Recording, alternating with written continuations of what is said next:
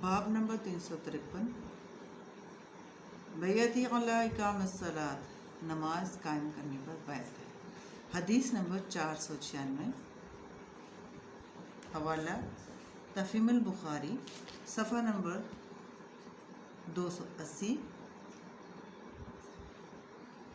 حدیث شریف میں ہے، ہم سے محمد بن مسلمہ نے بیان کیا، انہوں نے فرمایا کہ ہم سے اسماعیل نے بیان کیا، انہوں نے فرمایا کہ ہم سے قیس نے، جریر بن عبداللہ رضی اللہ تعالیٰ عنہ نے فرمایا کہ میں نے رسول اللہ صلی اللہ علیہ وسلم سے نماز قائم کرنے، زکوٰۃ دینے اور ہر مسلمان کے ساتھ خیر خواہی کرنے پر بیعت کی تھی۔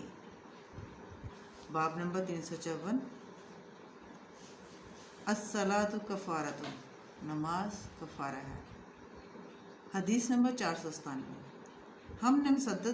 ہم سے مسدد نے بیان کیا، انہوں نے کہا کہ ہم سے یحییٰ نے اعمش کے واسطہ سے بیان کیا، اعمش نے کہا کہ مجھ سے شقیق نے بیان کیا، شقیق نے بیان کیا، شقیق نے کہا کہ میں نے حذیفہ سے سنا، حذیفہ نے فرمایا کہ عمر رضی اللہ تعالیٰ عنہ کی خدمت میں حاضر تھے۔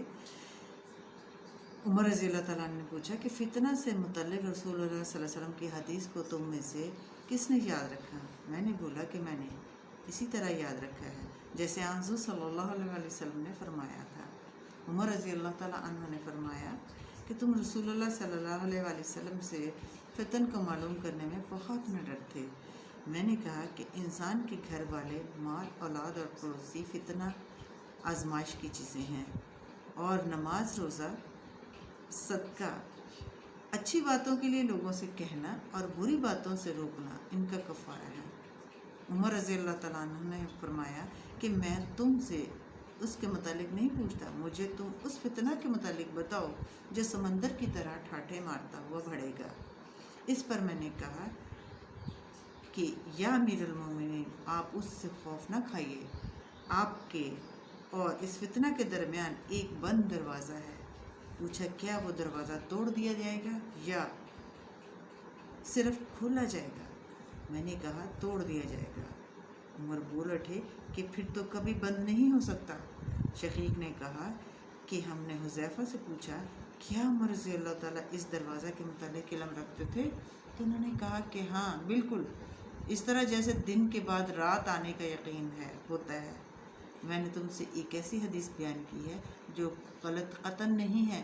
ہمیں اس کے متعلق حذیفہ رضی اللہ تعالیٰ عنہ سے کچھ پوچھنے میں خوف ہوتا تھا، اس لیے مسروق سے کہا گیا کہ وہ پوچھیں۔ انہوں نے دریافت کیا تو انہوں نے بتایا کہ دروازہ خود عمر رضی اللہ تعالیٰ عنہ ہی ہے۔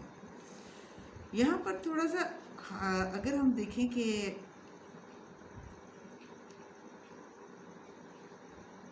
آزمائش کی چیزیں تھیں، مال، اولاد اور پڑوسی فتنہ آزمائش کی چیزیں ہیں۔ اس کی تشریح اگر ہم دیکھیں، اس لیے جب اس کی حرمت نازل ہوئی، قرآن میں بھی ہے کہ ان کو انما اموالکم و اولادکم فتنۃ، تمہارے مال اور اولاد تمہارے لیے باعث آزمائش ہے۔ مطلب یہ ہے کہ آدمی ان کی وجہ سے مضطرب اور بے قابو ہو جاتا ہے اور پھر دین کے حدود و احکام کی بھی پرواہ نہیں کرتا۔ اگر کوئی شخص واقعی دین کا پابند ہے اور کسی اس طرح کے اضطراب کی وجہ سے دین کی حدود میں اس سے فرد گزاشت ہو گئی تو نماز، روزہ اور روزمرہ کی دوسری عبادات ان گناہوں کا کفارہ بن جاتی ہیں۔ اصلاً نماز، روزہ عبادت ہی ہیں، لیکن یہ کفارہ بھی بن جاتے ہیں۔ اسی طرح جہاں پر کہ حدیث کے ترجمہ میں بتایا گیا ہے کہ حضرت عمر رضی اللہ تعالیٰ عنہ اس دروازے کے متعلق علم رکھتے تھے، تو انہوں نے کہا ہاں بالکل اسی طرح جیسے دن کے بعد رات آنے کا یقین ہوتا ہے۔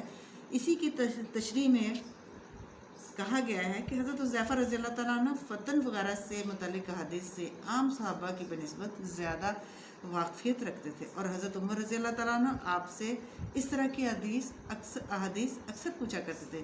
جس فتنہ کا ذکر یہاں ہوا ہے یہ وہی فتنہ ہے جو حضرت عمر رضی اللہ تعالیٰ عنہ کی وفات کے بعد حضرت عثمان کے دور خلافت ہی سے شروع ہو گیا تھا۔ حضور صلی اللہ علیہ وسلم نے فرمایا تھا کہ بند دروازہ توڑ دیا جائے گا، یعنی جب ایک مرتبہ فتنے اٹھ کھڑے ہوں گے تو پھر ان کا سدباب ناممکن ہوگا۔ چنانچہ امت میں باہم اختلاف و افتراق اور دوسرے ملکوں مختلف فتنوں کی جو خلیج ایک مرتبہ حائل ہوگی وہ اب تک پاٹی نہ جا سکی۔ نت نئے فتنے ہیں کہ آئے دن اٹھتے رہتے ہیں۔